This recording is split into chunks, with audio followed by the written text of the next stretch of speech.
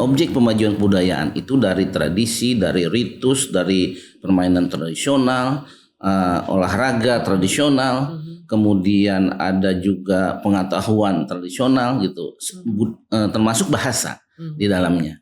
Nah, ini di dalam Perda lalu belum dapat tempat yang semestinya. Undang-undang menugaskan kepada pemerintah, dalam hal ini pemerintah Provinsi DKI Jakarta, ya tadi untuk melakukan berbagai hal untuk tadi dari pelestarian, dari pembinaan, pengembangan sampai betul-betul dia bernilai ekonomi. Mengundang pelaku seni budaya juga untuk mau tahu aspirasinya seperti apa sih.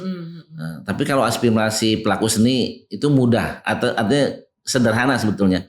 Bagaimana dia bilang kita bisa tampil, kita dapat job, secara sederhana begitu.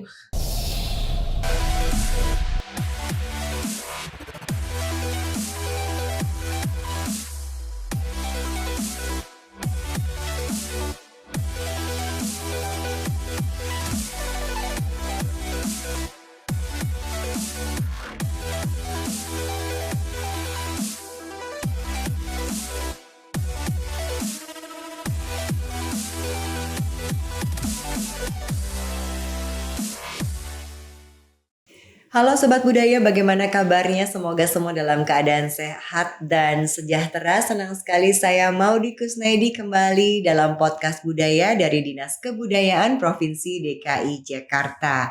Kami masih bersiaran langsung dari podcast budaya di Dinas Kebudayaan Provinsi DKI Jakarta tentunya.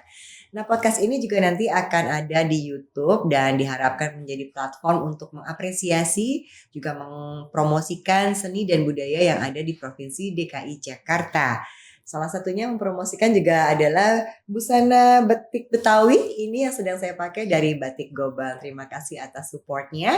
Dan episode kali ini kita akan bicara masih berkaitan dengan undang-undang ya, yaitu mengupas revisi Perda 4 tahun 2015 tentang pelestarian kebudayaan Betawi pasca Jakarta tak lagi menjadi ibu kota. Waduh, gimana nih? Kita sudah hadir di sini narasumber kita Bapak Haji Beki Mardani yang merupakan Ketua Umum Lembaga Kebudayaan Betawi. Assalamualaikum Bang. Waalaikumsalam warahmatullahi wabarakatuh. Alhamdulillah sehat. Bagaimana Pok kita nih, Pok Maudy? Lama kita gak ketemu ya Bang? Lama juga ya. Ketemu di sini ngobrol-ngobrol yang penting nih. Insya Allah siap. Insya Allah siap. Iya nih Bang Beki. Jadi ternyata Perda 4 tahun 2015 ini sekarang lagi proses revisi gitu ya Bang ya. Betul. Apa sih Bang yang perlu direvisi kalau dari posisinya Abang sebagai Ketua Lembaga Kebudayaan Betawi ini, apa yang mau ditambahin nih dalam Perda 4 ini? Ya, pertama tentu saja kita bicara rujukannya ya. Perda 4 2015 itu artinya lahir pada tahun 2015 ketika Undang-Undang Nomor 5 2017 tentang pemajuan kebudayaan itu belum lahir. Jadi sekarang yang dijadikan rujukan di dalam upaya pemajuan kebudayaan itu adalah Undang-Undang 5 2017 pemajuan. Iya. Yang secara nasional itu yang dijadikan rujukan. Makanya Jakarta harus menyesuaikan. Itu yang pertama. Yang kedua, kita tahu juga Undang-Undang 29 tahun 77 tentang Jakarta sebagai ibu kota itu kan sudah juga diganti dengan Undang-Undang Nomor 2 2024 tentang DKJ, Daerah Khusus Jakarta. Sehingga banyak hal baru yang harusnya juga diakomodasi di dalam Perda gitu kan. Karena Undang-Undang 2024 tentang DKJ ini juga mengamanahkan tentang urusan kebudayaan yang diserahkan kepada pemerintah daerah Jakarta. Itu bahkan ini lebih eksplisit lagi ketimbang di Undang-Undang 29. Nah, misalnya di pasal 31 Undang-Undang 2 2024 itu disebutkan secara eksplisit prioritas pembangunan budaya itu budaya Betawi. Disebut ada kata-kata prioritas. Sementara di Undang-Undang 29 itu nggak ada. Cuma disebutkan pemerintah Provinsi DKI Jakarta melestarikan, mengembangkan budaya Betawi bersama budaya lain yang ada di Jakarta. Nah, sekarang itu lebih tegas dan bahkan sekarang di poin 2-nya itu juga disebutkan soal adanya nanti dana abadi kebudayaan. Itu kan? Itu. Sehingga hal-hal ini menurut saya perlu diakomodasi di dalam perubahan Perda 4 2015. Itu sih yang mendasar menurut saya yang harus sama-sama kita katakanlah rumuskan kembali gitu ya. Dan saya berterima kasih kepada Dinas Kebudayaan yang memberi ruang untuk adanya dialog, masukan terhadap rencana ini. Jadi kalau dari sisi Abang sebagai ketua LKB ada 3 poin tadi ya yang inginnya masuk ke dalam revisi Perda 4 ini ya Bang ya. Iya. Nah, selain itu Bang, dengan perubahan status nih yang rencana kita dari Jakarta ibu kota menjadi daerah khusus Jakarta gitu ya, dengan pesan-pesan yang sudah dititipkan bahwa kita harus mengangkat kembali budaya Betawi gitu Bang. Ada hal lain nggak Bang yang mau dimasukkan juga untuk di Perda ini? Pastinya ada, karena kalau bicara rujukan kita, saya ingin merujuk kepada Undang-Undang Pemajuan ya. Di dalam Undang-Undang Pemajuan Kebudayaan itu, pertama objeknya disebutkan. Ada objek pemajuan kebudayaan itu dari tradisi, dari ritus, dari permainan tradisional, olahraga tradisional, kemudian ada juga pengetahuan tradisional gitu, termasuk bahasa di dalamnya. Nah, ini di dalam Perda lalu belum dapat tempat yang semestinya. Itu satu. Yang kedua, di Perda lalu ekosistemnya belum ada. Jadi ibaratnya strateginya gitu ya. Nah, makanya di dalam perubahan nanti menurut saya juga yang penting setidaknya ada 3 hal. Pertama, penguatan kelembagaannya. Yang kedua, nanti perlunya membangun ekosistem tadi, gitu kan? Dan yang ketiga adalah tadi memberikan ruang yang cukup kepada para pelaku seni budaya itu untuk melakukan ekspresi. Kenapa? Ini kita juga merujuk kepada jadi ada itu Kementerian Pendidikan dan Kebudayaan itu setiap tahun merilis yang disebut Indeks Pemajuan Budaya. Nah, Indeks Pemajuan Budaya untuk Jakarta itu kan ada beberapa variabel. Yang paling rendah nilainya itu adalah ekspresi budaya dan ekonomi budaya. Itu bahkan di bawah 20%. Jauh di bawah daerah-daerah lain. Sejak tahun 2018 sampai terakhir saya ikut acaranya 2023 kemarin, ini masih belum beranjak tadi di bawah 30%. Kenapa? Menurut saya karena memang ekosistemnya belum terbentuk. Nah, kita ambil contoh soal ekspresi budaya.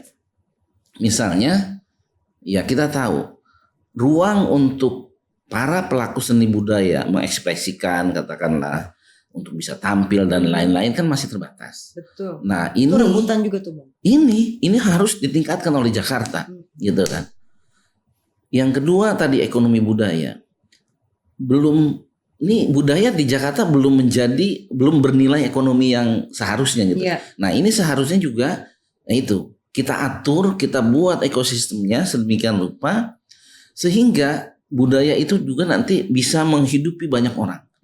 Nah, dan potensi itu ada di dalam budaya Betawi nanti kan misalnya tadi passionnya, kulinernya, misalnya kerajinan, kriya dan lain-lain. Nah, kalau ekosistemnya terbentuk, ya ini secara perlahan. Nah, tadi saya ingin menambahkan di ekspresi misalnya. Sekarang kan Jakarta nggak punya satu festival yang katakanlah ajak gitu ya. Dari tingkat misalnya apakah kecamatan, apakah wilayah kota, sampai provinsi yang terus menerus gitu loh. Ajak artinya tiap tahun terselenggara. Konsisten ya Pak. Konsisten. Itu nggak ada. Ini kan berbeda dengan di Bali misalnya. Kita LKB pernah mengutus seniman ke sana untuk ikut Pekan Kesenian Bali. Berlangsung sebulan penuh. Ya. Dan rame Ya. gitu loh. Dan bahkan ini internasional ikut serta. Dan Jakarta belum.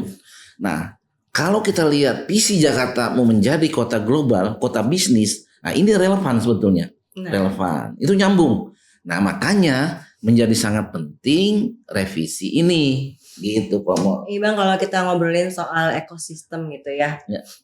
Kemarin-kemarin tuh udah dengar bahwa Jakarta mau menjadi kota global gitu. Bisnis, ekonomi, itu rasanya yang pelaku budaya udah pada deg-degan tuh. Udah pada ketar-ketir tuh Bang. Karena katanya kalau udah budaya, Betawi lah kita bilang ya Bang, nggak nyambung nih sama bisnisnya gitu, sama ekonominya. Mungkin yang tadi Abang jelasin ya, makanya karena ekosistemnya juga belum jalan. Jadi betul. makanya kita nggak bisa naik terus gitu ya Bang ya. Ya. Nah, apakah itu nanti juga yang ingin diharapkan sama Bang Beki, bahwa harusnya si pelaku budaya ini juga jadi bisa menjadi pendorong ekonomi kalau dikasih kesempatan dengan ekosistem yang benar gitu. Ya, makanya saya selalu bilang gini. Dalam konteks perubahan katakanlah perda, dalam konteks perubahan undang-undang tentang Jakarta tadi, itu dua sisi. Dia satu sisi adalah tantangan, satu sisi adalah peluang. Tantangannya di mana? Ya bagi LKB misalnya, bagi para pelaku seni budaya Betawi itu, bagaimana kita memberi masukan yang optimal di dalam nanti perda ini. Yeah. Itu satu. Yang kedua, dia tantangan. Tantangannya apa? Pelaku seni pun harus tadi mau belajar meningkatkan kualitas. Siap. Gitu kan, harus siap juga. Betul. Nah, jadi dia dikasih ruang, nanti dianya nggak berekspresi, nggak berkarya, dan itu. Disinilah pentingnya tadi ekosistem. Jadi dua-dua itu saling ruangnya diberikan, tapi si senimannya juga harus ditantang untuk berkarya, berkreasi, lebih bagus lagi gitu lah. Nah, peranan dari Lembaga Kebudayaan Betawi sendiri selain memberikan masukan-masukan dan saran-saran terhadap undang-undang kepada pemerintah, terutama pada Perda 4 ini, juga bagaimana untuk menyiapkan ini nih Bang, kitanya nih yang para pelaku budaya. Makanya di dalam katakanlah kalau kita melakukan pembangunan seni budaya atau pembangunan secara umum, khususnya seni budaya, paling enggak ada 4 strategi yang harusnya ini juga berjalan. Pertama tentu saja ada perlindungan. Ya. Perlindungan ini kan ya kita paham lah. Perlindungan nanti konteksnya pelestarian dan lain-lain. Yang kedua harus ada pembinaan. Nah disinilah peran pemerintah, peran LKB tadi, pembinaan. Apa misalnya? Menyiapkan infrastrukturnya, menyiapkan ruangnya dan lain-lain. Kalau perlu menghadirkan ahlinya dan lain-lain, tenaga profesional di situ. Yang ketiga pengembangan. Pengembangan apa? Bekerja sama dengan kampus, bekerja sama dengan lain-lain gitu misalnya, institusi dan komunitas untuk dia bisa belajar, untuk dia mengembangkan diri gitu kan. Yang keempat pemanfaatan. Pemanfaatan artinya apa? Si pelaku seninya mampu dan bisa katakanlah profesinya itu yang bisa mampu menghidupi dirinya gitu, dan keluarganya dan lingkungannya. Dan ini baru itu yang disebut tadi, yaitu ekosistem yang terbentuk. Sehingga keempat ini, kalau ini bisa berjalan dari tadi perlindungan, pembinaan, pengembangan, pemanfaatan, dengan begitu menurut saya itu memang butuh waktu, tetapi secara strategi itu sudah sama-sama kita sepakati gitu loh. Gitu. Dan berarti memang ada wacana-wacana itu ya Bang, maksudnya untuk mempersiapkan lini dari kebudayaan Betawinya sendiri dari LKB sudah ya Bang ya? Harus gitu, harus. Ya ini. Bang, ini kalau misalnya pendekatan yang diambil kepada para pelaku seni budayanya tadi gimana nih Bang? Apakah kita harus menunggu perdanya dulu jadi gitu baru kita bisa siap-siap? Apa dari sekarang kita udah bisa mulai gimana ini Bang? Jadi kayak ayam sama telur nggak nih Bang kalau gini nih? Ya, ya memang ini sebetulnya kan ibaratnya dia berjalan, dia simultan pada sisi yang berseberangan gitu ya. Nah, ya ini juga sama-sama kita juga melakukan sosialisasi kepada pelaku seni bahwa di sini ada peluang nantinya yang terbuka. Iya. Tapi di sisi lain juga misalnya pelaku seni harus meningkatkan kualitas gitu kan, Iya. sambil menyiapkan tadi bagaimana aturan-aturannya, bagaimana katakanlah tugas-tugas yang harus dilakukan oleh pemerintah dan lain-lain. Karena kan kita tahu pemerintah itu kan kerjanya atas perintah undang-undang, ada regulasi. Iya. Kalau nggak ada perintah undang-undang dia nggak jalan. Sulit juga. Nah makanya disinilah kita harapkan undang-undang menugaskan kepada pemerintah dalam hal ini pemerintah Provinsi DKI Jakarta ya tadi untuk melakukan berbagai hal untuk tadi dari pelestarian, dari pembinaan, pengembangan sampai betul-betul dia bernilai ekonomi gitu loh, memanfaatkan. Nah Bang, kalau kita udah ngomongin soal ekonomi ini kan pasti akan jadi nyambung juga ke ranah lain gitu loh Bang. Maksudnya mungkin di sana bisa ada perpajakan, ekonomi dan hal pendapatan daerah dan sebagainya gitu tuh Bang. Itu jadi itu juga masuk dari wacananya dari LKB apa sebenarnya itu di luar ranahnya LKB tuh Bang kalau masih masukan. Karena kan kalau misalnya di apa ya Bang di aplikasi hari-harinya gitu loh, hari-harinya itu pada saat kita mau ngejalaninnya tuh ada yang kebentur-kebentur kayak gitu tuh Bang. Ini juga termasuk yang nanti kita benahi. Misalnya gini, yang sederhana. Ini teman-teman pelaku seni kan menyampaikan aspirasinya. Kita tampil misalnya di situ Babakan di mana. Kita dari dulu kok katakanlah kita punya ini segini-gini aja gitu loh, nggak ada peningkatan gitu. Nah ini dengan sendirinya nanti kalau sudah ekosistem terbentuk karena dia akan ada di tingkat kecamatan, katakanlah tingkat kota, tingkat provinsi. Ini kualitasnya dengan sendirinya akan tersaring. Sehingga kita memberikan apresiasi kepada pelaku seni juga harusnya berjenjang gitu loh. Dan ini harus kita rumuskan juga.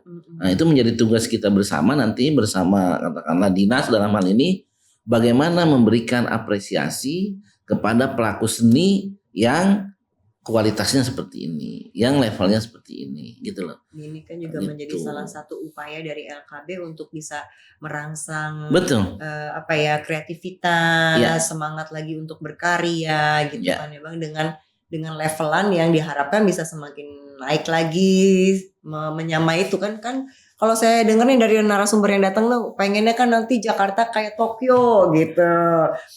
Kayak Seoul gitu, maju berkembang ekonominya tapi identitas budaya lokalnya tetap naik. Nah itu di situ kalau kita lihat katakanlah indeks city global ya, global city itu kan ada katakanlah beberapa indikator yang harus disiapkan kalau menjadi kota global. Nah salah satunya juga yang penting menurut saya itu budaya Betawi sebagai budaya yang inklusif. Nah, itu salah satu nilai yang penting bagi kota global. Kalau kita lihat kota-kota global kan, ya dia terbuka, gitu kan. Dan Jakarta harus seperti itu, nggak boleh mundur kan? Nggak boleh mundur. Karena itu nilai-nilai katakanlah budaya Betawi itu sudah sejalan nih sebetulnya dengan ini.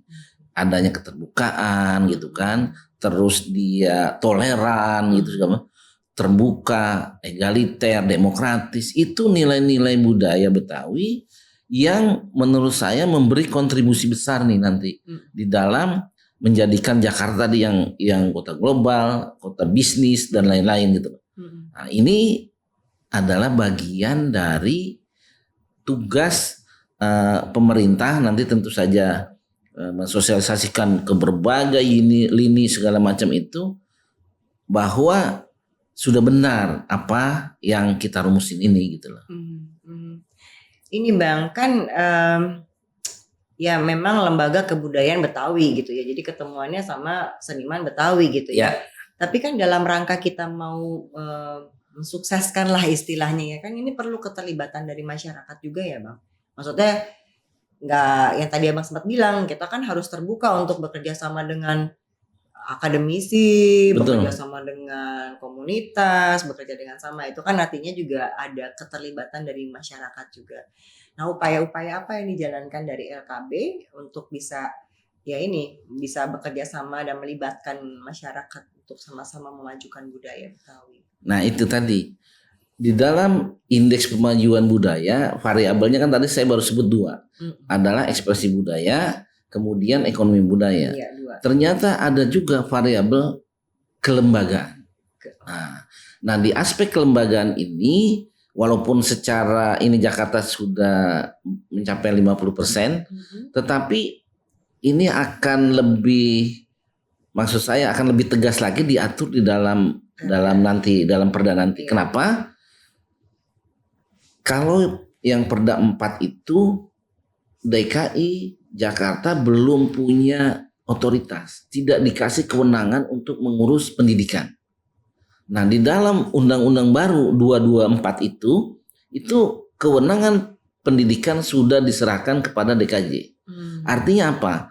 Jakarta bisa membangun perguruan tinggi, sekolah dan lain-lain yang bisa mendukung tadi seni budaya Betawi misalnya. Sekarang kan adalah SMK budaya gitu kan. Misalnya mata pelajaran sih Bang maksudnya ya. Iya, ada IKJ misalnya. Itu nanti Jakarta harus lebih mengembangkan lagi karena dia udah diberi kewenangan dalam ini yang baru, dalam undang-undang yang baru. Kemudian misalnya Jakarta membangun SMK budaya Betawi misalnya, itu bisa gitu. Oh begitu. Iya, arahnya ke sana nanti. Dengan begitu, maka ya tadi kembali ekosistemnya akan jalan, kelembagaannya makin kuat. Tadi saya bilang kan, kelembagaannya kuat, baik dari sisi pemerintahnya, sisi masyarakatnya, kepada generasi muda melalui sekolah dan lain-lain itu. Kemudian juga tadi ruangnya ada, kan gitu kan. Ruang ekspresinya ada, apresiasi dari pemerintah juga jelas meningkat, sehingga ya sebagai pelaku seni budaya kan, oh iya mau apa lagi kan gitu. Kurang apa nih? Udah dibukain jalannya. Ayo berkreasi, bukan hanya untuk level Jakarta karena ini kota global, semuanya internasional kan gitu. Nah salah satu juga PR Jakarta nanti di dalam indeks ini saya lihat yang kurang. Belum ada. Jakarta harus punya event-event budaya berskala global. Iya dong. Harus.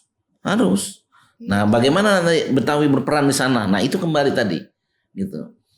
Cuma saya nggak tahu berapa lama kita butuhkan untuk katakanlah tadi membangun infrastrukturnya, adaptasinya, penyesuaiannya gitu loh. Itu. Tapi kan selama blueprintnya udah ada nih Bang, ya iya, kan? Maksudnya betul. nih rancangannya seperti ini menujunya ke sana kan mudah-mudahan ya kalau kita ada jalannya kan jalannya kelihatan nih arahnya mau tujuannya kemana gitu ya Bang ya. Betul sekali. Oke. Gitu ya Bang. Terus Abang jadi gimana nih menurut Abang optimis nih dengan segala hal-hal yang menuju ke ini ya? Harus selalu optimis. Kenapa? Karena kita diberikan pemerintahnya diberikan tugas oleh undang-undang, kitanya diberi ruang gitu, kitanya para pelaku seni diberi ruang, akan diberikan katakanlah ekosistem gitu, sehingga saya yakin gitu, kita pelaku seni kita akan meningkatkan kualitasnya, kesejahteraannya juga akan lebih baik gitu.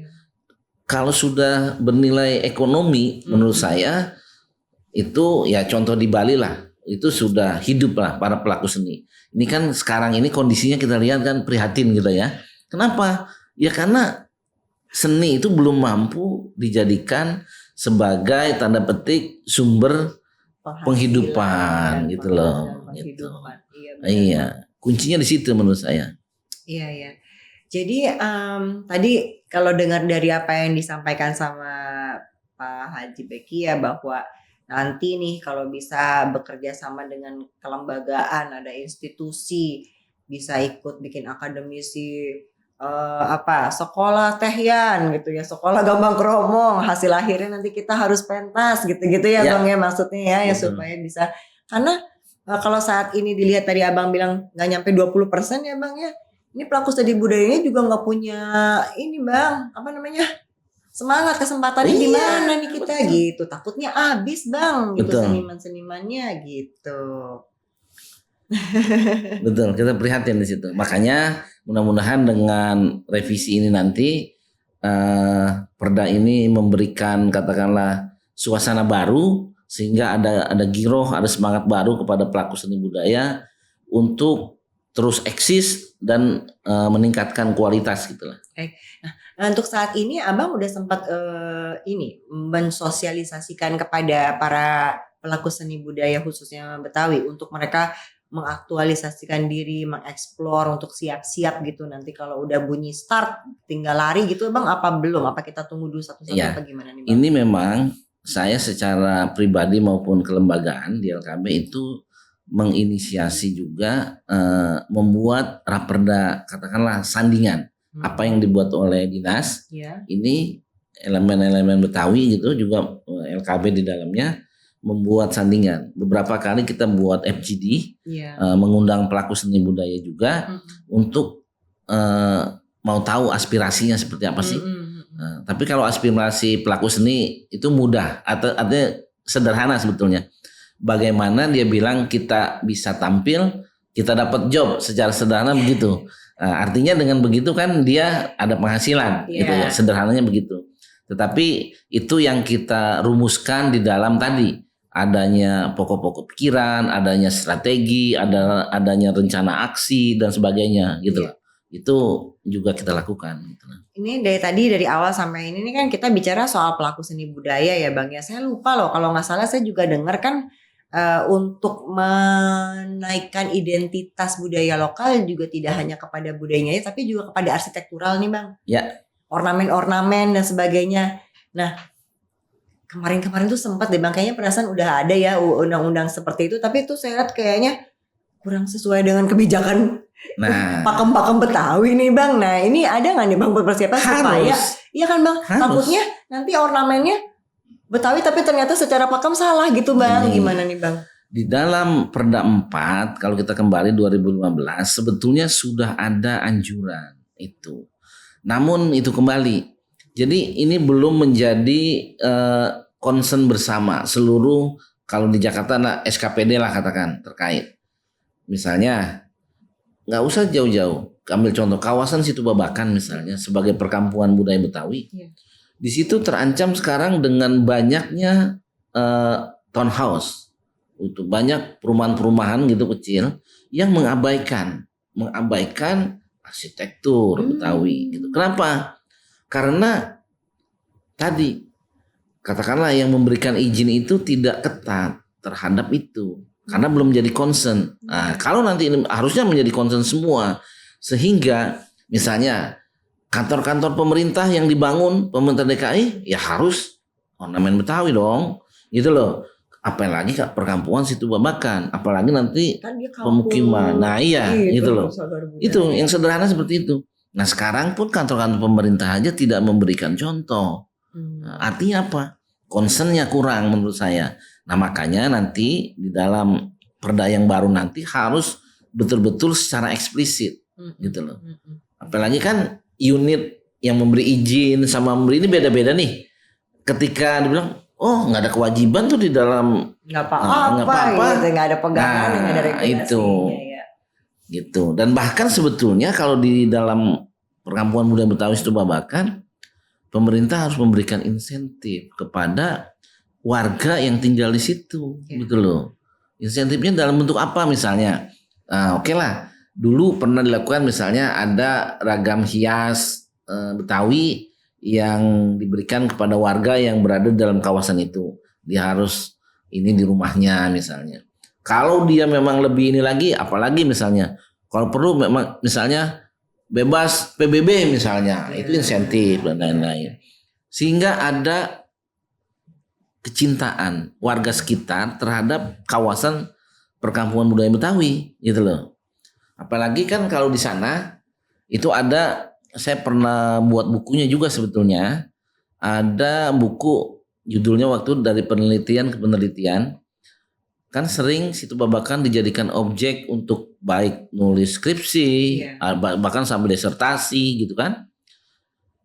itu kalau survei yang ke sana orang datang itu mau ngapain sih kan gitu.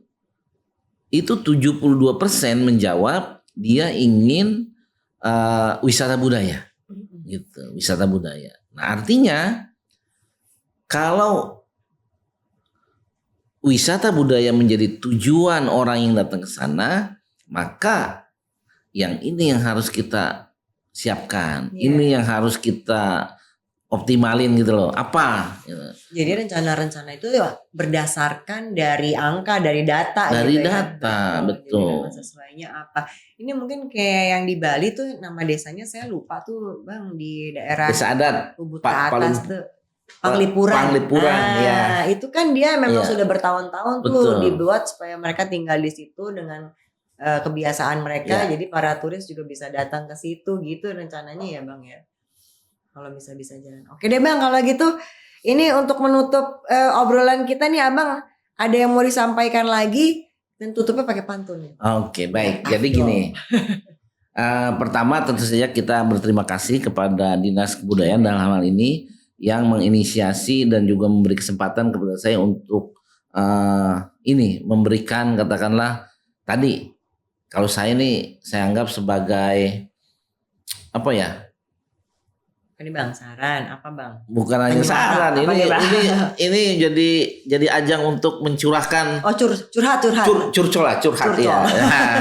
Curhat saya gitu yang selama ini bergelut ya di bidang ini di LKB itu. Sehingga kita berharap masukan-masukan yang saya serap dari berbagai FGD, ngobrol dengan pelaku seni dan lain-lain itu bisa terakomodasi. Itu satu. Nah, yang kedua tentu saja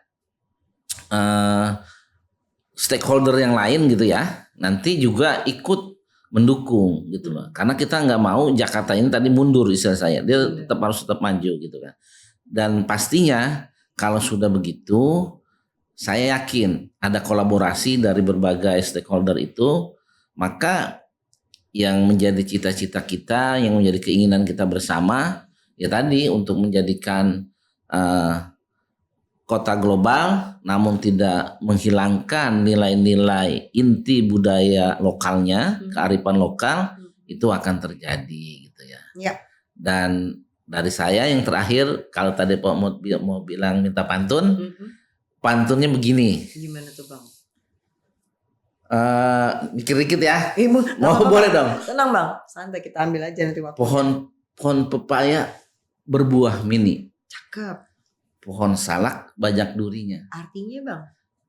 Budaya itu bukan hanya seni, tapi juga akhlak dan budi pekertinya, jangan lupa. Masya Allah, bener banget tuh Bang. Boleh satu lagi? Boleh dong, lagi nambah. Nambah lagi. Naik kereta ke Surabaya. Cakep. Berangkatnya Senin sampainya Selasa. Artinya Bang, kalau kita cinta sama budaya, mari kita kerjakan apa yang kita bisa. Aduh, cakep Bang, luar biasa, keren tuh Sobat Budaya. Yuk kita dukung Pak Haji Beki dengan Lembaga Kebudayaan Betawinya ya, karena keterlibatan masyarakat juga tadi sudah disampaikan juga perlu untuk sama-sama kita menciptakan ekosistem ya, supaya bisa jadi sumber penghasilan juga buat teman-teman di seniman dan para pelaku seni budaya. Tapi ingat bukan cuma seni aja, tapi juga ada adab dan budayanya gitu ya Bang ya. Terima kasih banyak Bang Beki waktunya ngobrol-ngobrol sama kita. Ini pencerahan buat para sobat budaya, mudah-mudahan lancar. Kita tunggu nih Bang ya. Semoga bukan hanya wacana tapi juga menjadi nyata. Gitu. Oke sobat budaya, terima kasih ya udah bergabung bersama kami di episode kali ini. Semoga menjadi inspirasi dan kita juga bisa sama-sama mendukung usaha untuk mengembangkan Betawi sebagai identitas lokal di kota Jakarta sebagai kota global. Akhir kata saya Maudy Kusnaidi pamit dulu dari hadapan Anda. Sampai jumpa di episode budaya berikutnya. Dadah.